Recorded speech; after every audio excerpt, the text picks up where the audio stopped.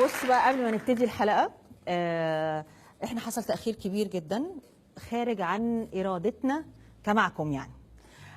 فبعتذر لكم، مقدرة بالذات البنات اللي هيتأخروا، لأن أنا كان الكرفيو بتاعي الساعة 9 بالليل قبل ما أتجوز يعني وأشتغل. فقادرة أفهم إنه أي حد عنده بابا في البيت مستنيه قاعد مرعوب ومتضايق. بس احنا مقدرين كمان انه ضيفنا النهارده مش متعود على نمط القاهره، شوارعها، مواصلاتها، الكونكشنز اللي فيها، فكمان بنعذره اذا كان هو اتاخر علينا شويه.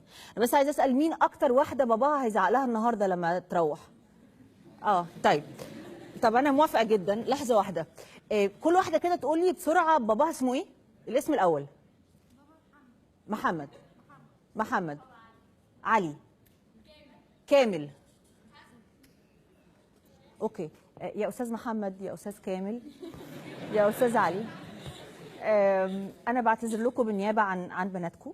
انا عارفه ان هم اتاخروا النهارده، لا كان بايدهم ولا كان بايدنا. يعني زعلها زي ما انت عايز، بس ما تزعلش منها. هي الحقيقه كانت اخر واحده مسؤوله عن اللي حصل ده.